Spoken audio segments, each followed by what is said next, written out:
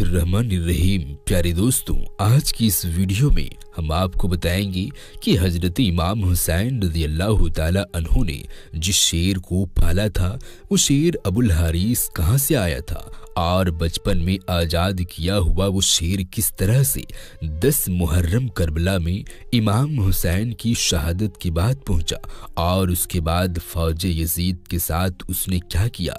Video की तफसील में जाने से पहले हमारे यूट्यूब चैनल को सब्सक्राइब जरूर कर लीजिएगा और बगल में बेल नोटिफिकेशन एक शेर पाल रखा था जिसका नाम अबुल हारिस था। दोस्तों, अरबी में हारिस शेर को कहा जाता है। ये शेर हजरत इमाम हुसैन रज़ियल्लाहु ताला अन्हु को कैसे मिला, आज की इस वीडियो में मुकम्मल तफसील से इसका जिक्र करेंगे।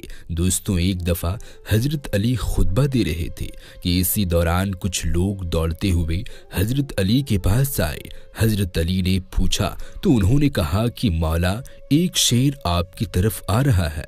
हजरत अली ने फरमाया कि बैठ जाओ, ये शेर किसी को कुछ नहीं कहेगा। दोस्तों, ये बात अभी ख़त्म नहीं हुई थी कि बहुत बड़े शेर हजरत अली के कदमों में सिर रखकर सलामी दी।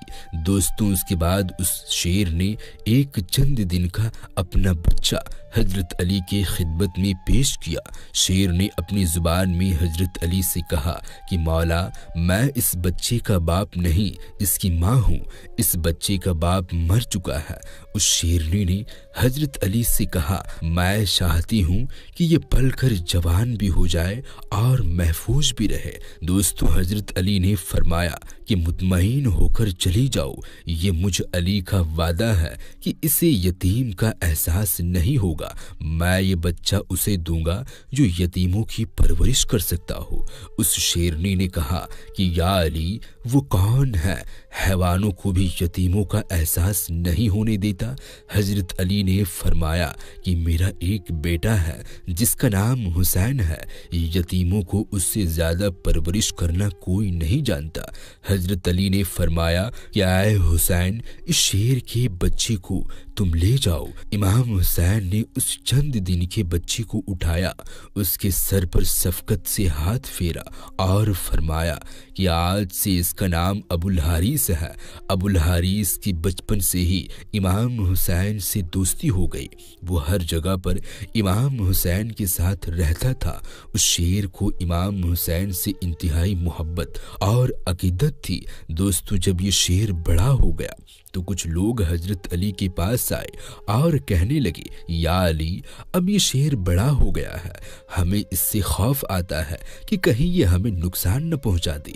हजरत अली ने घर तशरीफ लाए और इमाम हुसैन से कहने लगे, बेटा, मैं नहीं कह रहा, लेकिन अरब के लोग कह रहे हैं कि अबुल हारिस जवान हो चुका है, अब इससे हमें खतरा है। बेटा, अबुल हारिस को आज़ाद कर दो। दोस्तों, ये सुनना था कि इमाम हुसैन की आंखों में आंसू आ गए। हजरत अली को देखकर मुस्कुराए और अपने बाबा की गर्दन में प्यार से बाहें डालकर मुस्कुराकर कहा, जी बाबा जान, जैसे आपका हुक्म है। लेकिन इसके साथ ही इमाम हुसैन के इतने बड़े बड़े आंसू रुखसार पर आ गए। इमाम हुसैन ने फरमाया कि बाबा जान, आज का दिन निकालें, कल सुबह हारिस आपको नजर नहीं आएगा। हजरत अली ने फरमाया, बेटा हुसैन, आज के दिन क्या करोगी? इमाम हुसैन रोया और फरमाया, बाबा जान, देखिए बाहर शाम हो गई है और ये वक्त किसी को घर से बाहर निकालने का नहीं। हजरत अली ने इमाम हुसैन को सीने से लगाया। जब तहज्जुद के वक्त शेर को खुराक देने के लिए गए तो अबुल हारिस ने कहा, मौला, आज इतनी जल्दी एहसान? मौला ने सारी बात अबुल हारिस को बताई।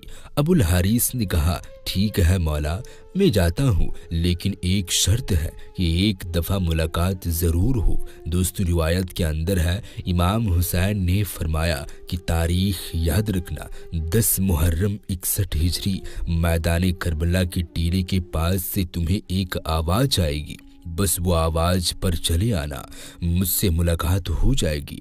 अबुल हारिस ने कहा, मौला, आवाज कौन देगा? آپ تو آپ نے فرمایا نہیں۔ ابو الحاریث نے کہا آپ کے بھائی عباس؟ آپ نے فرمایا نہیں۔ تو پھر امام حسین روئے اور فرمایا میری 4 سال کی بیٹی سکینہ تمہیں آواز دے گی یا پھر ہماری اماں فجہ تمہیں آواز دے گی؟ دوستو آج بھی کربلا محلہ میں وہ مقام موجود ہے جہاں کھڑے ہو کر بی بی فجہ نے ابو الحاریث شیر کو آواز دی تھی۔ دوستو امام حسین جب ابو الحاریث کو آزاد کیا تو انہوں نے فرمایا اے ابو الحاریث تم ملک عراق میں چلے جاؤ، وہاں پر نینوا کا ایک جنگل ہے، اس جنگل کا بادشاہ شیر مر چکا ہے، تم وہاں پر چلے جاؤ اور وہاں پر جا کر بادشاہی کرو۔ دوستو یوں امام حسین کا حکم مان کر ابو الحاریث مدینہ سے چلا گیا۔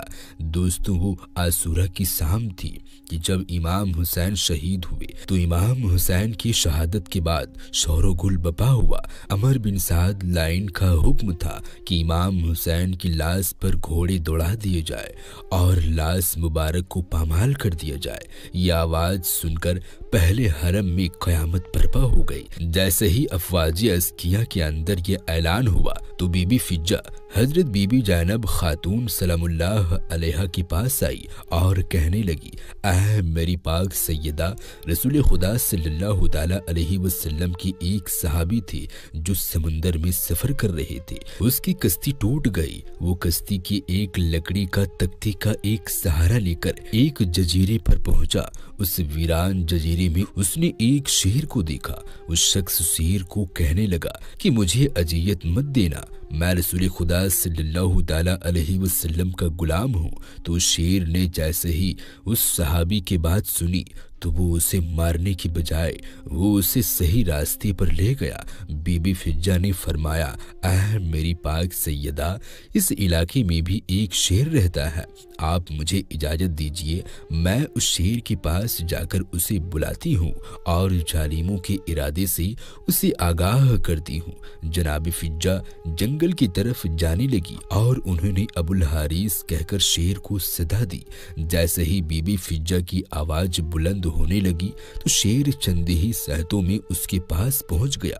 بی بی فجہ نے فرمایا اے ابو الحاریث، کیا تجھے معلوم ہے کہ یہ ظالم امام حسین کے جسم اطہر کو پامال کرنا چاہتے ہیں اور لاش کو پامال کرنے کے بعد یہ گھوڑے کی ٹاپوں سے اس کی لاش کو ناقابل شناخت بنانا چاہتے ہیں۔ یہ سن کر وہ شیر ابو الحاریث بی بی فجہ کے ساتھ آ گیا اور مقتل میں پہنچ کر امام حسین کی لاش پر بیٹھ گیا۔